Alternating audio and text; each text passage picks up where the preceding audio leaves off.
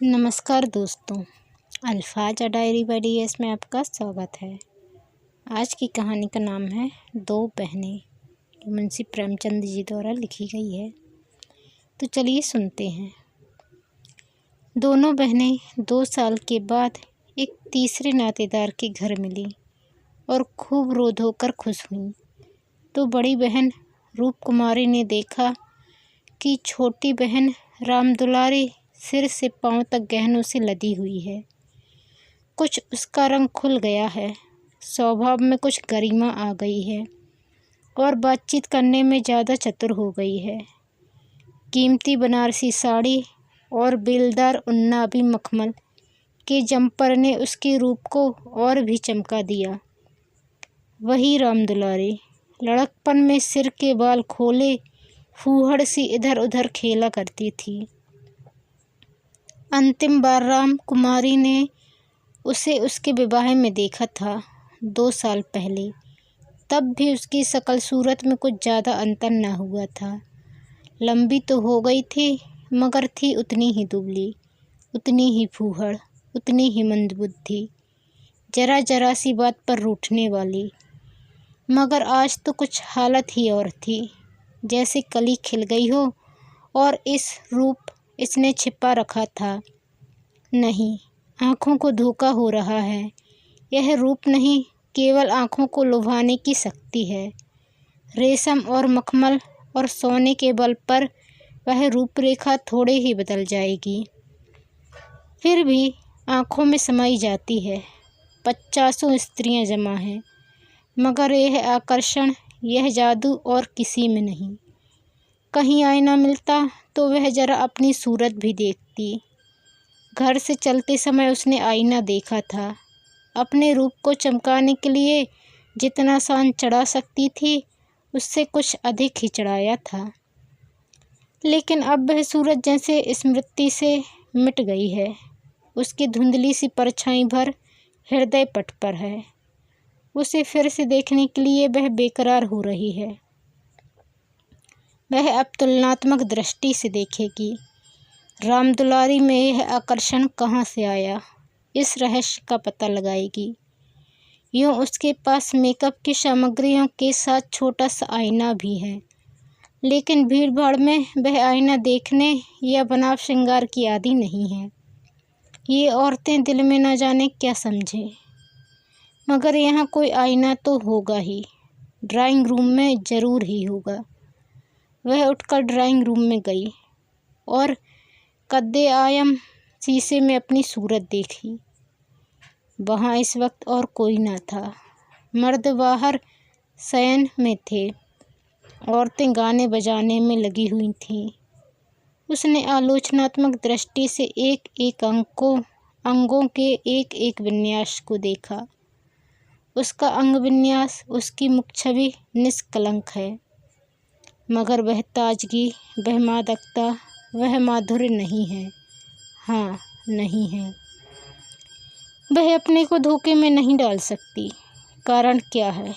यही कि रामदुलारी आज खिली है, उसे खिले जमाना हो गया। लेकिन इस ख्याल से उसका चित्त शांत नहीं होता। वह रामदुलारी से हैठी बनकर नहीं रह सकती। ये पुरुष भी कितने गावदी होते हैं, किसी में भी सच्चे सौंदर्य की परख नहीं। इन्हें तो जवानी और चंचलता और हाव भाव चाहिए। आंखें रखकर भी अंधे बनते हैं। भला इन बातों का आपसे क्या संबंध? ये तो उम्र के तमाशे हैं।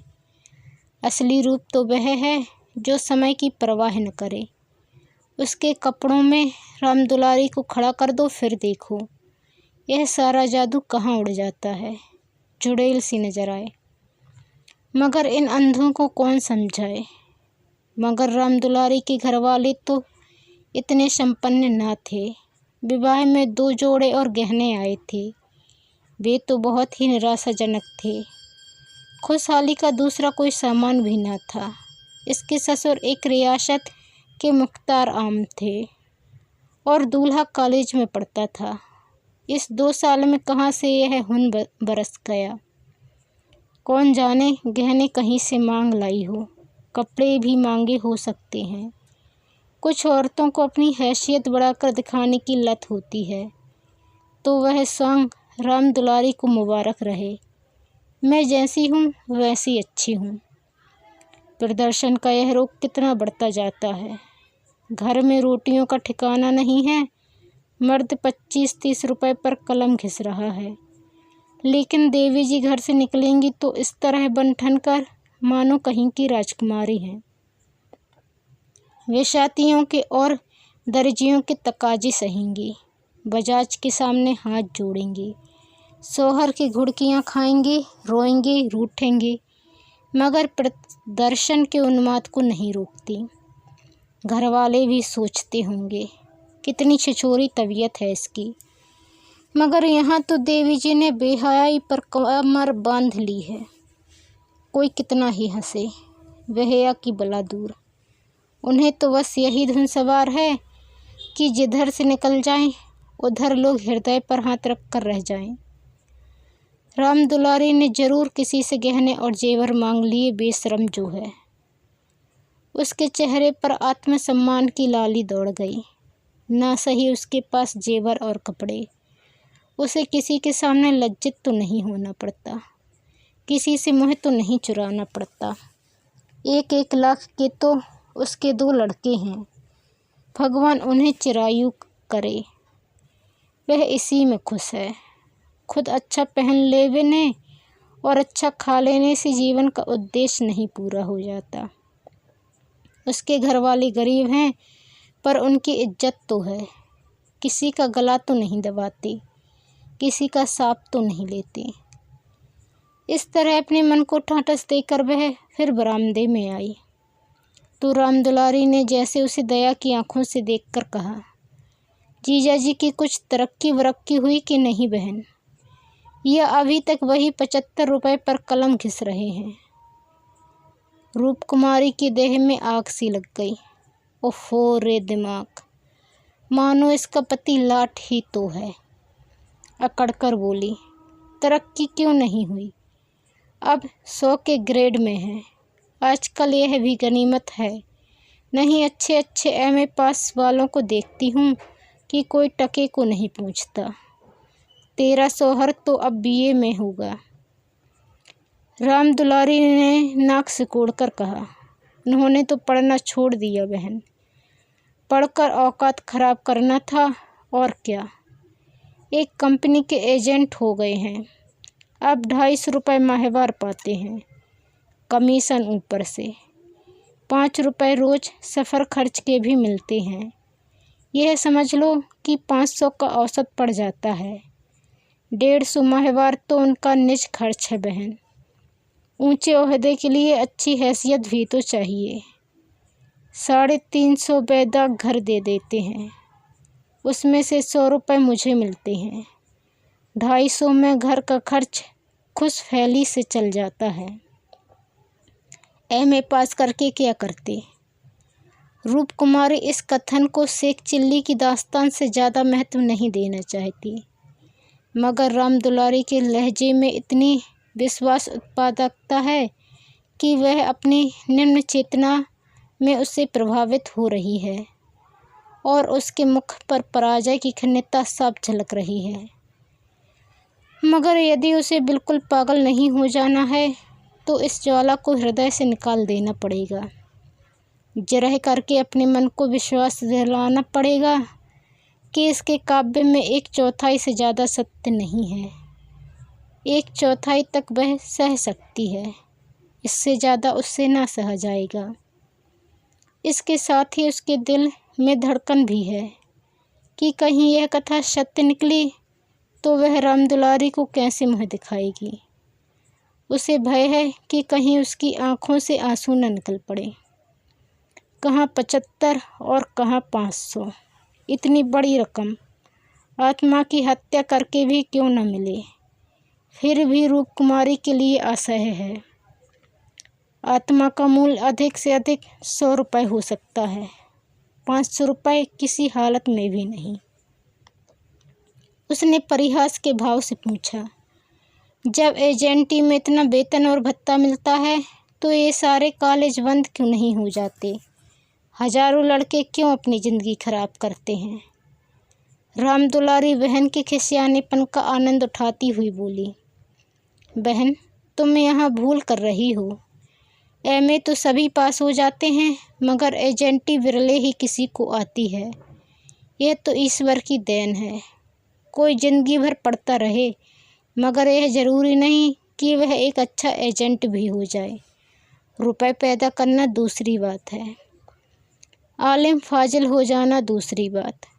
अपने माल की श्रेष्ठता का विश्वास पैदा कर देना, यह दिल में जमा देना कि इससे सस्ता और टिकाऊ माल बाजार में मिल ही नहीं सकता, आसान काम नहीं है। एक से एक घाघों से उनका साबका पड़ता है। बड़े बड़े राजाओं और रईसों का मत फेरना पड़ता है, तब जाके कहीं माल बिकता है। मामूली आदमी तो राजाओं और नवाबों के सामने ही ना जा सके, पहुँच ही ना हो, और किसी तरह पहुँच भी जाए तो जवान न खुले। पहले पहले तो उन्हें भी झिझक हुई थी, मगर अब तो इस सागर के मगर हैं। अगले साल तरक्की होने वाली है। रूप कुमारी की धमनियों में रक्त की गति जैसे बंद हुई जा रही है। निर्दयी आकाश गिर क्यों नहीं पड़ता? पाषाण हृदय धरती फट क्यों नहीं जाती? यह कहाँ का न्याय है कि रूप कुमारी जो रूपवती है, तमीज़दार है, सुघड़ है, पति पर जान देती है, बच्चों को प्राणों से ज़्यादा चाहती है, थोड़े में गृहस्थी को इतने अच्छे ढंग से चलाती है, उसकी तो यह दुर्गति। और यह घमंडिन, बदतमीज, विलासिनी, चंचल, महफट छोकरी जो अभी तक सिर खोले घूमा करती थी, रानी बन जाए। मगर उसे अब भी कुछ आशा बाकी थी। शायद आगे चलकर उसके चित्त की शांति का कोई मार्ग निकल आए। उसी परिहास के स्वर में बोली, तब तो शायद 1000 मिलने लगे। 1000 तो नहीं, पर 600 में संदेह नहीं। कोई आँखों का अंधा मालिक फंस गया होगा। व्यापारी आँखों के अंधे नहीं होते दीदी, उनकी आँखें हमारी तुम्हारी आँखों से कहीं तेज होती हैं। जब तुम उन्हें 6000 कमा कर दो, तब कहीं 600 मिले। जो सारी दुनिया को चराए, उसे कौन बेवकूफ़ बनाएगा? परिहास से काम न चलते देखकर रूप कुमारी ने अपमान का अस्त्र निकाला। मैं तो इसे बहुत अच्छा पेशा नहीं समझती। सारे दिन झूठ के तुम मार बांधो, यह तो ठग विद्या है। रामदुलारी जोर से हंसी। बहन पर उसने पूरी विजय पाई थी। इस तरह तो जितने वकील बैरिस्टर हैं, सभी ठग विद्या करते हैं। अपने मुवक्किल के फ़ायदे के लिए उन्हें क्या नहीं करना पड़ता, झूठी शहादतें तक बनानी पड़ती हैं। मगर उन्हीं वकीलों और बैरिस्टरों को हम अपना लीडर कहते हैं, उन्हें अपनी कौमी सभाओं का प्रधान बनाते हैं, उनकी गाड़ियाँ खींचते हैं, उन पर फूलों और अशर्फियों की वर्षा करते हैं, उनके नाम से सड़कें, प्रतिमाएं और संस्थाएं बनाते हैं। आजकल दुनिया पैसा देखती है। आजकल ही क्यों, हमेशा से धन की यही महिमा रही है। पैसे कैसे आए, यह कोई नहीं देखता। जो पैसे वाला है, उसी की पूजा होती है। जो अभागे हैं, अयोग्य हैं या भीरू हैं, वे आत्मा और सदाचार की दुहाई देकर अपने आंसू पोंछते हैं। नहीं, आत्मा और सदाचार को कौन पूछता है? रूप कुमारी खामोश हो गई। अब उसे यह सत्य उसकी सारी वेदनाओं के साथ स्वीकार करना पड़ेगा कि रामदुलारी सबसे ज़्यादा भाग्यवान है। इससे अब त्राण नहीं। परिहास या अनादर से वह अपनी तंगदिली का प्रमाण देने के सिवा और क्या पाएगी। उसे किसी बहाने से रामदुलारी के घर जाकर असलियत की छानबीन करनी पड़ेगी। अगर रामदुलारी वास्तव में लक्ष्मी का वरदान पा गई है, तो रूप कुमारी अपनी किस्मत ठोक कर बैठ रहेगी। समझ लेगी कि दुनिया में कहीं न्याय नहीं है, कहीं ईमानदारी की पूंछ नहीं है। मगर क्या सचमुच उसे इस विचार से संतोष होगा। यहाँ कौन ईमानदार है? वही जिसे बेईमानी करने का अवसर नहीं है और न इतनी बुद्धि या मनोबल है कि वह अवसर पैदा कर ले। उसके लिए 75 रुपये पाते हैं, पर क्या 10-20 रुपये और ऊपर से मिल जाएं तो वह खुश होकर लेना लेंगे? उनकी ईमानदारी और सत्यवादिता उसी समय तक है जब तक अवसर नहीं मिलता। जिस दिन मौका मिला सारी सत्यवादिता धरी रह जाएगी।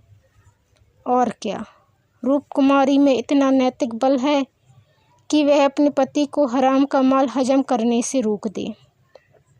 रोकना तो दूर की बात है, वह प्रसन्न होगी, शायद पतिदेव की पीठ ठोकेगी। अभी उनके दफ्तर में आने का समय, वह मन मारे बैठी रहती है। तब वह द्वार पर खड़ी होकर उनकी बाट जोहेगी और ज्यों ही वह घर में आएंगे उनकी जेबों की तलाशी लेगी। आंगन में गाना बजाना हो रहा था। रामदुलारी उमंग के साथ गा रही थी और रूपकुमारी वही बरामदे में उदास बैठी हुई थी। न जाने क्यों उसके सिर में दर्द होने लगा था।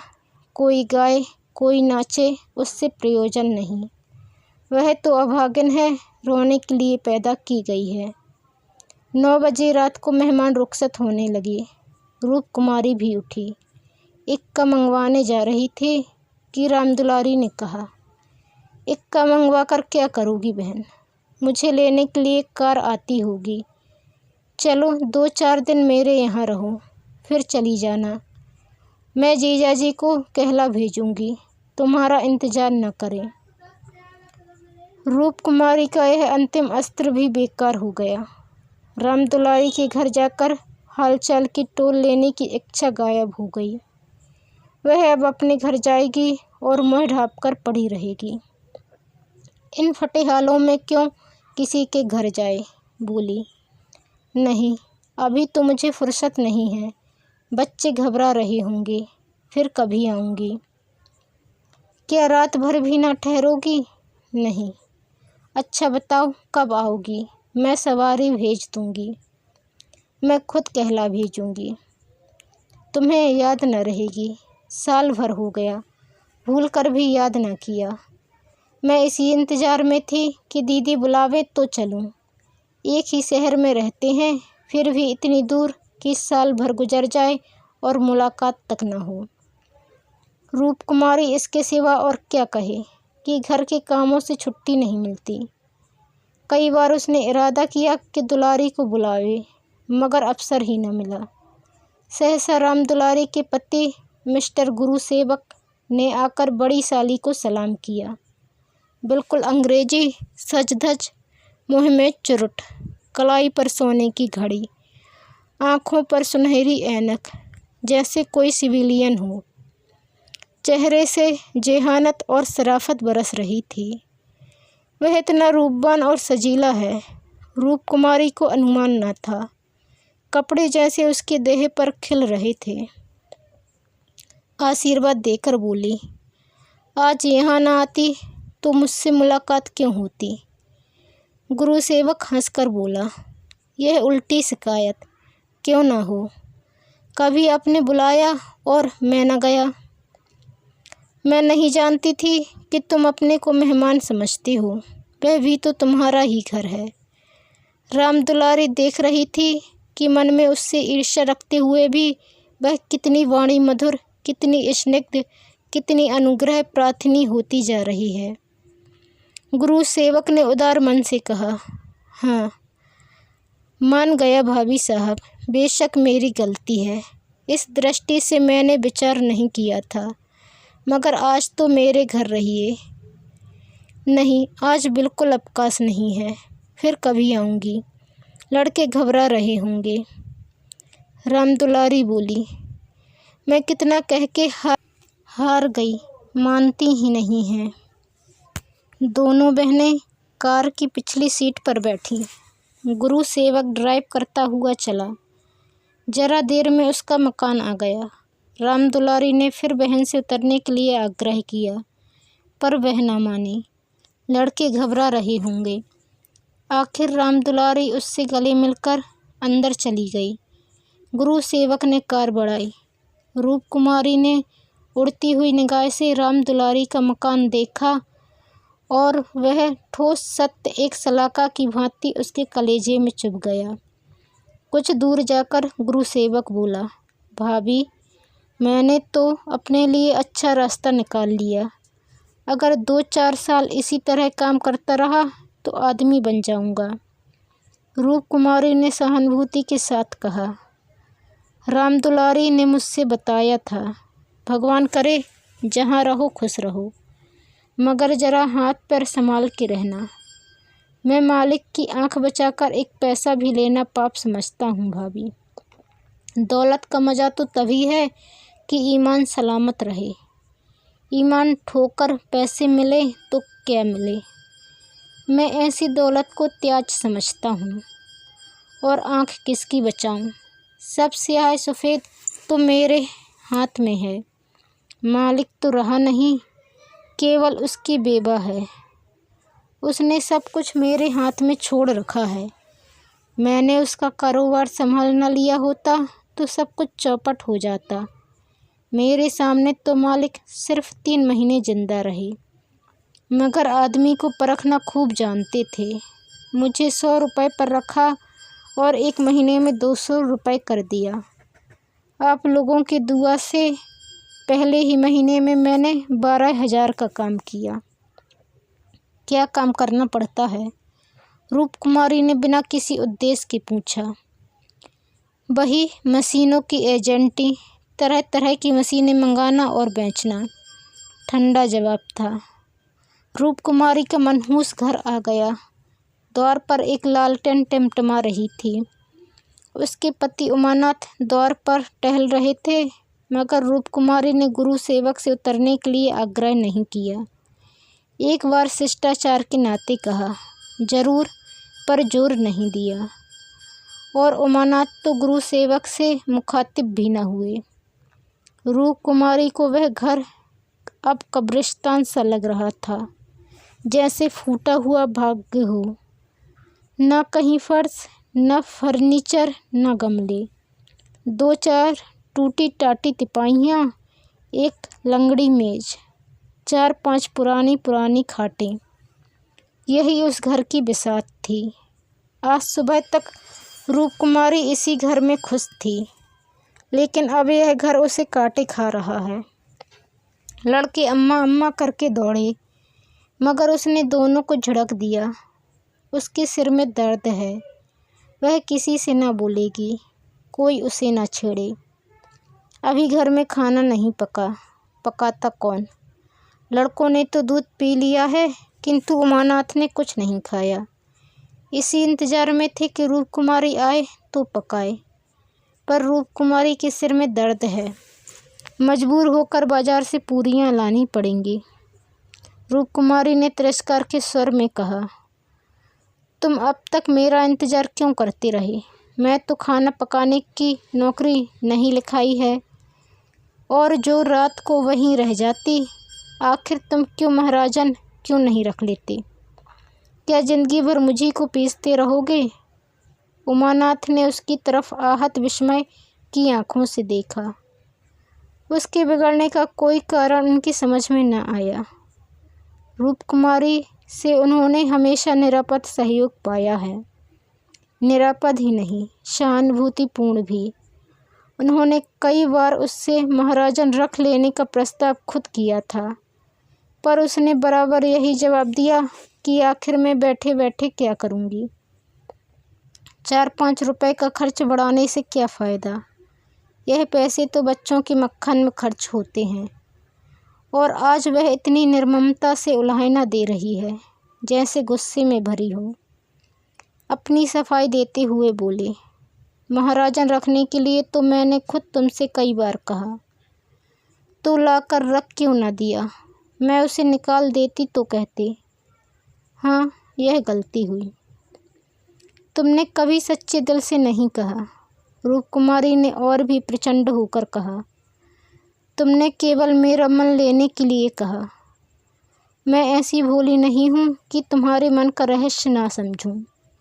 तुम्हारे दिल में कभी मेरे आराम का विचार आया ही नहीं। तुम तो खुश थे कि अच्छी लौंडी मिल गई है, एक रोटी खाती है और चुपचाप पड़ी रहती है, महज खाने और कपड़े पर, यह भी जब घर की ज़रूरतों से बचे। 75 रुपया लाकर मेरे हाथ पर रख देते हो और सारी दुनिया का खर्च। मेरा दिल ही जानता है मुझे कितनी कतर-व्यूत करनी पड़ती है, क्या पहनूं और क्या ओढ़ूं। तुम्हारे साथ ज़िंदगी खराब हो गई। संसार में ऐसे मर्द भी हैं जो स्त्री के लिए आसमान के तारे तोड़ लाते हैं। गुरु सेवक ही को देखूं, दूर क्यों जाओ, तुमसे कम पड़ा है, उम्र में तुमसे कहीं कम है, मगर 500 का महीना लाता है और राम दुलारी रानी बनी बैठी रहती है। तुम्हारे लिए यही 75 रुपये बहुत हैं। राण माण में ही मगन तुम नाहक मर्द हुए, तुम्हें तो औरत होना चाहिए था। औरतों के दिल में कैसे कैसे अरमान होते हैं, मगर मैं तो तुम्हारे लिए घर की मुर्गी का बासी साग हूँ। तुम्हें तो कोई तकलीफ़ होती नहीं, तुम्हें तो कपड़े भी अच्छे चाहिए, खाना भी अच्छा चाहिए, क्योंकि पुरुष हो, बाहर से कमा कर लाते हो। मैं चाहे जैसे रहूं तुम्हारी बला से। बागबानों का यह सिलसिला कई मिनट तक जारी रहा और उमानाथ चुपचाप सुनते रहे। अपनी जान में उन्होंने रूप कुमारी को शिकायत का कभी मौका नहीं दिया। उनका वेतन कम है, यह सत्य है, पर यह उनकी बस की बात तो नहीं। वह दिल लगाकर अपना काम करते हैं, अफसरों को खुश रखने की सदैव चेष्टा करते हैं। इसी साल बड़े बाबू के छोटे सुपुत्र को 6 महीने तक बिना नागा पढ़ाया, इसलिए तो कि वह प्रसन्न रहें। अब वह और क्या करें। रूप कुमारी की खफगी का रहस्य वह समझ गए। अगर गुरु सेवक वास्तव में 500 रुपये लाता है तो बेशक वह भाग्य का बली है, लेकिन दूसरों की ऊंची पेशानी देखकर अपना माथा तो नहीं फोड़ा जाता। किसी संयोग से उसे यह अवसर मिल गया, मगर हर एक को तो ऐसे अवसर नहीं मिलते। वह इसका पता लगाएंगे कि सचमुच उसे 500 ही मिलते हैं या महज डींग है। और मान लिया कि 500 मिलते हैं, तो क्या इससे रूप कुमारी को यह हक है कि वह उसको ताने दे और उन्हें जली कटी सुनाए। अगर इसी तरह वह भी रूप कुमारी से ज़्यादा रूपवती और सुशीला रमणी को देखकर रूप कुमारी को कोसना शुरू करें तो कैसा हो। रूप कुमारी सुंदरी है, मृदुभाषिणी है, त्यागमयी है, लेकिन उससे बढ़कर सुंदरी, मृदुभाषिणी, त्यागमयी देवियों से दुनिया खाली नहीं है। तो क्या इस कारण वह रूप कुमारी का अनादर करें। एक समय था जब उनकी नज़रों में रूप कुमारी से ज़्यादा रूपवती रमणी संसार में न थी, लेकिन वह उन्माद कब का शांत हो गया। भावुकता के संसार से वास्तविक जीवन में आए उन्हें एक युग बीत गया। अब तो विवाहित जीवन का उन्हें काफ़ी अनुभव हो गया है। एक को दूसरे के गुण दोष मालूम हो गए हैं। अब तो संतोष ही में उनका जीवन सुखी रह सकता है। मगर रूप कुमारी समझदार होकर भी इतनी मोटी सी बात नहीं समझती। फिर भी उन्हें रूप कुमारी से सहानुभूति ही हुई। वह उदार प्रकृति के आदमी थे और कल्पनाशील भी। उसकी कटु बातों का कुछ जवाब न दिया, शरबत की तरह पी गए। अपनी बहन की ठाठ देखकर एक क्षण के लिए रूप कुमारी के मन में ऐसे निराशाजनक, अन्यायपूर्ण, दुखद भावों का उठना बिल्कुल स्वाभाविक है। रूप कुमारी कोई सन्यासिनी नहीं, विरागिनी नहीं कि हर एक दशा में अविचलित रहे। इस तरह अपने मन को समझाकर उमानाथ ने गुरु सेवक के विषय में तहकीकात करने का संकल्प किया। 1 सप्ताह तक रूप कुमारी मानसिक अशांति की दशा में रही। बात बात पर झुंझलाती, लड़कों को डांटती, पति को कोसती, अपने नसीबों को रोती। घर का काम तो करना ही पड़ता था, लेकिन अब इस काम में उसे आनंद न आता था। बेकार सी टालती थी। घर की जिन पुरानी धुरानी चीज़ों से उसका आत्मीय संबंध सा हो गया था, जिनकी सफाई और सजावट में वह व्यस्त रहा करती थी, उनकी तरफ अब आंख उठाकर भी न देखती। घर में एक ही खिदमतगार था। उसने जब देखा बहू जी घर की तरफ से खुद ही लापरवाह है, तो उसे क्या गरज थी कि सफाई करता। जो चीज़ जहाँ पड़ी थी वहीं पड़ी रहती, कौन उठाकर ठिकाने से रखे। बच्चे माँ से बोलते डरते थे और उमानात तो उसके साए से भागते थे। जो कुछ सामने थाली में आ जाता उसे पेट में डाल लेते और दफ्तर चले जाते। दफ्तर से लौटकर दोनों बच्चों को साथ लेकर कहीं घूमने निकल जाते। रूप कुमारी से कुछ कहना बारूद में दिया सलाई लगाना था। हाँ, उनकी यह तहकीकात जारी थी। एक दिन उमानात दफ्तर से लौटे तो उनके साथ गुरु सेवक भी थे। रूप कुमारी ने आज कई दिनों के बाद परिस्थिति से सहयोग कर लिया था और इस वक्त झाड़न लिए कुर्सियां और तिपाहियां साफ कर रही थी कि गुरु सेवक ने अंदर पहुंचकर सलाम किया। रूप कुमारी दिल में कट गई। उमानाथ पर ऐसा क्रोध आया कि उसका मुँह नोच ले। इन्हें लाकर यहाँ क्यों खड़ा कर दिया? ना कहना ना सुनना, बस बुला लाए।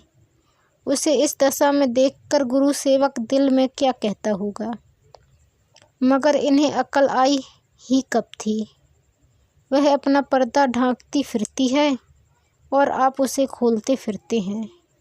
जरा भी लज्जा नहीं, जैसे बेहयाई का बाना पहन लिया है।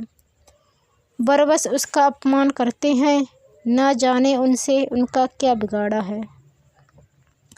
आशीर्वाद देकर कुशल समाचार पूछा और कुर्सी रख दी। गुरु सेवक ने बैठते हुए कहा, आज भाई साहब ने मेरी दावत की है। मैं उनकी दावत पर तो ना आता, लेकिन जब उन्होंने कहा तुम्हारी भाभी का कड़ा तकाजा है, तब मुझे समय निकालना पड़ा था। रूप कुमारी ने बात बनाई। घर का कलह छिपाना पड़ा। तुमसे उस दिन कुछ बातचीत ना हो पाई, जी लगा हुआ था।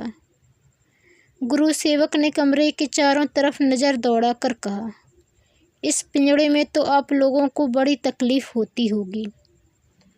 रूप कुमारी को ज्ञात हुआ यह युवक कितना सुरुचिहीन, कितना आरसिक है।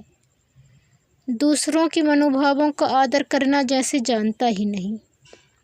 इसे इतनी सी बात भी नहीं मालूम कि दुनिया में सभी भाग्यशाली नहीं होते। लाखों में एक ही कहीं भाग्यवान निकलता है, और उसे भाग्यवान ही क्यों कहा जाए। जहाँ बहुतों को दाना न मयस्सर हो, वहाँ थोड़े से आदमियों के भोग विलास में कौन सा सौभाग्य। जहाँ बहुत से आदमी भूखे मर रहे हों, वहाँ दो चार आदमी मोहन भोग उड़ाएं, तो यह उनकी बेहयाई और हृदयहीनता है, सौभाग्य कभी नहीं। कुछ चिढ़कर बोली, पिंजड़े में कटघरे में रहने से अच्छा है। पिंजड़े में निरीह पक्षी रहते हैं, कटघरा तो घातक जंतुओं का ही निवास स्थान है। गुरु सेवक शायद यह संकेत न समझ सका, बोला, मेरा तो इस घर में दम घुट जाए। मैं आपके लिए अपने घर के पास ही एक मकान ठीक करा दूंगा, खूब लंबा चौड़ा। आपसे कुछ किराया ना लिया जाएगा। मकान हमारी मालकिन का है, मैं भी उसी के एक मकान में रहता हूँ।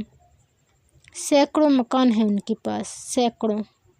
सब मेरे अख्तियार में है, जिसे जो मकान चाहूँ दे दूँ। मेरे अख्तियार में है, किराया लूँ या ना लूँ।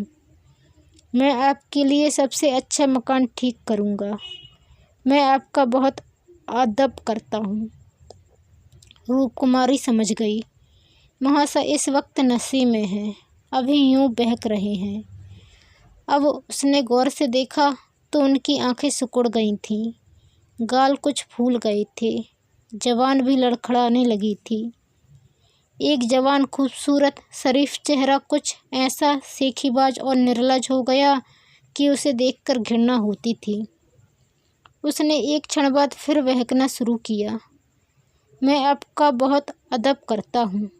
जी हाँ, आप मेरी बड़ी भाभी हैं। आपके लिए मेरी जान हाजिर है। आपके लिए एक मकान नहीं 100 मकान तैयार हैं। मैं मिसेज लोहिया का मुख्तार हूँ। सब कुछ मेरे हाथ में है, सब कुछ। मैं जो कुछ कहता हूँ वह आंखें बंद करके मंजूर कर लेती हैं। मुझे अपना बेटा समझती हैं। मैं उसकी सारी जायदाद का मालिक हूँ। मिस्टर लोहिया ने मुझे 20 रुपये पर रखा। 20 रुपये पर। वह बड़ा मालदार था, मगर किसी को नहीं मालूम उसकी दौलत कहाँ से आती थी, किसी को नहीं मालूम। मेरे सिवा कोई नहीं जानता। वह खुफिया फरोश था, किसी से कहना नहीं। वह चोरी से कोकीन बेचता था। लाखों की आमदनी थी उसकी। अब वही व्यापार मैं करता हूँ। हर शहर में हमारे खुफिया एजेंट हैं। मिस्टर लोहिया ने मुझे इस फन में उस्ताद बना दिया। जी हाँ, मजाल नहीं कि मुझे कोई गिरफ्तार कर ले। बड़े बड़े अफसरों से मेरा याराना है। उनके मुँह में नोटों के पुलिंदे ठूंस ठूंस कर उनकी आवाज़ बंद कर देता हूँ। कोई चूँ नहीं कर सकता। दिन दहाड़े बेचता हूँ। हिसाब में लिखता हूँ 1000 रिश्वत दी, देता हूँ 500, बाकी यारों का है। बेदरिग रुपए आते हैं और बेदरिग खर्च करता हूँ। बुढ़िया को तो राम नाम से मतलब है। 70 चूहे खा के अब हज करने चली है। कोई मेरा हाथ पकड़ने वाला नहीं, कोई बोलने वाला नहीं। जेब से नोटों का एक बंडल निकालकर, यह आपके चरणों की भेंट है। मुझे दुआ दीजिए कि इसी शान से ज़िंदगी कट जाए। जो आत्मा और सदाचार के उपासक हैं उन्हें कुबेर लाते मारता है। लक्ष्मी उनको पकड़ती है जो उसके लिए अपना दीन और ईमान सब कुछ छोड़ने को तैयार हैं। मुझे बुरा न कहिए। मैं कौन मालदार हूँ। जितने धनी हैं वे सब के सब लुटेरे हैं, पक्के लुटेरे, डाकू। कल मेरे पास रुपए हो जाएं और मैं एक धर्मशाला बनवा दूं, फिर देखिए मुझे कितनी वाह-वाह मिलती है। कौन पूछता है मुझे दौलत कहाँ से मिली। जिस महात्मा को कहिए बुलाकर उससे प्रशंसा करवा लूं। मिस्टर लोहिया को महात्माओं ने धर्मभूषण की उपाधि दी थी। इन स्वार्थी पेट के बंदरों ने। उस बुड्ढे को जिससे बड़ा कुकर्मी संसार में ना होगा। यहाँ तो लूट है। एक वकील आध घंटा बहस करके 500 मार लेता है। एक डॉक्टर जरा सा नस्तर लगाकर 1000 सीधा कर लेता है। एक जुआरी स्पेकुलेशन में एक दिन में लाखों का वारा न्यारा करता है। अगर उनकी आमदनी जायज़ है तो मेरी आमदनी भी जायज़ है। जी हाँ, जायज़ है। मेरी निगाह में बड़े से बड़ा मालदार की भी कोई इज्जत नहीं। मैं जानता हूँ वह कितना बड़ा हथकंडेबाज है। यहाँ जो आदमी आँखों में धूल झोंक सके वही सफल हैं। गरीबों को लूटकर मालदार हो जाना समाज की पुरानी परिपाटी है। मैं भी वही करता हूँ जो दूसरे करते हैं। जीवन का उद्देश्य है ऐसा करना। खूब लूटूंगा, खूब ऐश करूँगा और बुढ़ापे में खूब खैरात करूँगा और एक दिन लीडर बन जाऊँगा। कहिए गिना दूँ यहाँ कितने लोग जुआ खेल खाल कर करोड़पति हो गए, कितने औरतों का बाजार लगाकर करोड़पति हो गए। सहसा उमानाथ ने आकर कहा, मिस्टर गुरुसेवक क्या कर रहे हो? चलो चाय पी लो, ठंडी हो रही है। गुरुसेवक ऐसा हड़बड़ा उठा मानो अपने सचेत रहने का प्रमाण देना चाहता हो, मगर पांव लड़खड़ाए और ज़मीन पर गिर पड़ा। फिर संभल कर उठा और झूमता झूमता ठोकरें खाता बाहर चला गया। रूपकुमारी ने आज़ादी की सांस ली। यहाँ बैठे बैठे उसे हौल-दिल सा हो रहा था।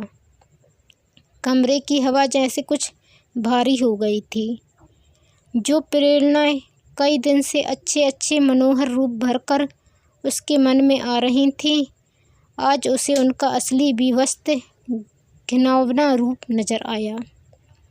जिस त्याग, सादगी और साधुता के वातावरण में अब तक उसकी जिंदगी गुजरी थी, उसमें इस तरह के दांव पे छल कपट और पतित स्वार्थ का घुसना बिल्कुल ऐसा ही था जैसे किसी बाग में सांडों का एक झुंड घुस आए।